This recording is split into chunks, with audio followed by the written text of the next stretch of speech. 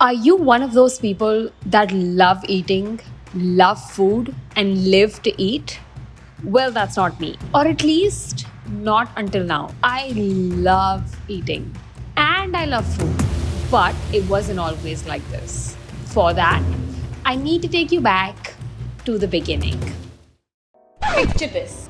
13-year-old Kanika that hated the concept of eating, hated the concept of breakfast, lunch, and dinner, and let's not even get into nutrition. I hated anything that had to do with me sitting down on a table with a plate full of food and parents who would not let me get up until I had chewed it all.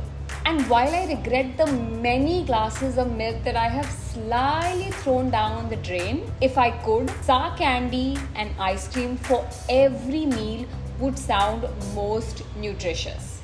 But unfortunately, neither would I nor the diet last very long. So after years of aunties telling me that I looked unfed and deprived, not feeling very strong, not liking how I looked in the mirror, and not giving myself any kind of consistent nutrition, I decided that I had to change something. It was finally time to change my relationship with food. Step 1. Changing the POV. Social media and the internet did a terrible job of teaching me to love food, teaching me that it's all or nothing. I was taught that chocolate was considered bad, spinach was great, KFC is forbidden, and you could not get enough oatmeal in. And so I did that. And unconsciously, it caused so much negative emotion attached to some of my favorite foods that I actually ended up binging on them on a bad day anyway. So what did I learn? There is nothing like bad food, good food, but there are better ways to eat them. Maybe a little more conscious, maybe a little more balanced, maybe occasionally binge a little without really hating myself for it. Step 2. Get rid of the scales. I was obsessed with checking my weight. Pre-workout, post-workout, pre-lunch, post-lunch. I would check it in the gym, I would check it at home. If I found a weighing scale, I would check my weight. When I initially started going to the gym, I actually checked my weight every single day. It was constantly fluctuating, obviously, because some days were great, some days I never ate, some days I ate too much. I started to give the weighing scale so much importance that all of my hard work basically depended on if the weighing scale showed a few more kgs, and I think that's where the problem started, and I realized that it's not as important as you think it is. At the end of the day, it is just a tool which gives you a few numbers and you kind of place so much importance on it. So now I kind of use my weighing scale maybe once a month when I'm at the gym, and my gym actually has a weighing scale, so I generally use that. I don't think I check my weight more than twice a month, and to this day I have not been able to let the scale not affect me. Like, it does get me sad, especially if I'm not seeing the numbers I want to see. Sometimes I don't check it for months, but if I do, it's like once a month. To my surprise, if that weight ever fluctuated, if it showed me a lower number, I went into absolute sadness. So I decided that since this was clearly not working for me, I had to stop. I needed to stop associating my eating habits with the number on the scale.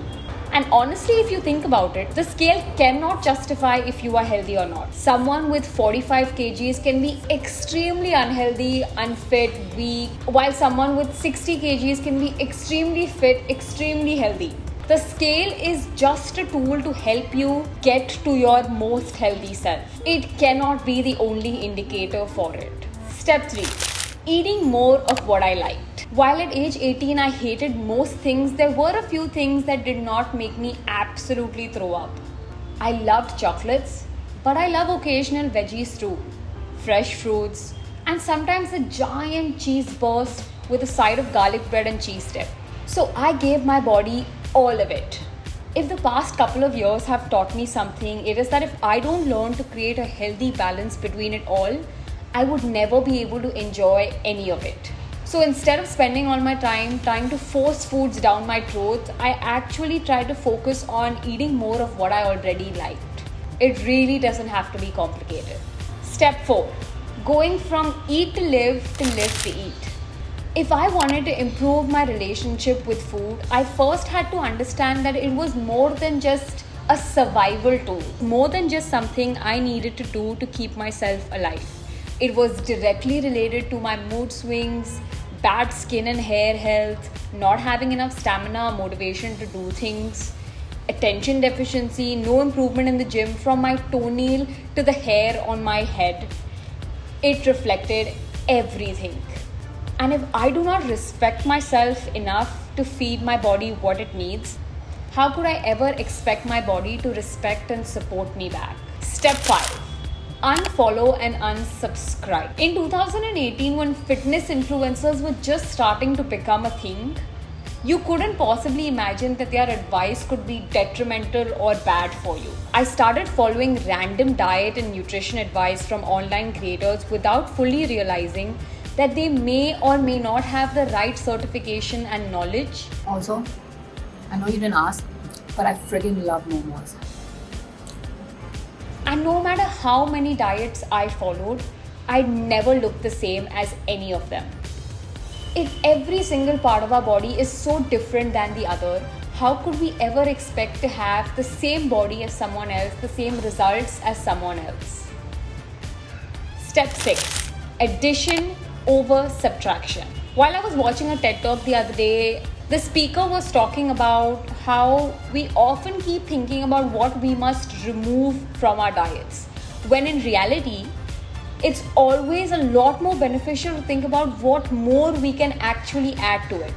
And this really stuck with me. We're constantly thinking about what we need to remove, what we should eliminate, what we should stop purchasing from the grocery store, what we need to cut down, how we need to avoid eating certain foods, when instead a better approach would be, rather than completely quitting all carbs, let me find a better way to add more fiber to my diet. Rather than trying to stop eating fries completely, maybe I could do an occasional sweet potato fries instead. Basically, instead of creating a life full of restriction, I had to create more space for better things. My relationship with food has been a full-on roller coaster. It has its ups and tremendous downs. 5 years into my journey, I still have days where I cannot look at food and days I cannot get enough. Days my sugar is spiking, days I'm living on bread, days I'm obsessed with salads. But also days where life is balanced, food is wholesome, and snacks are unlimited. Few weeks of setbacks and a few of triumphs.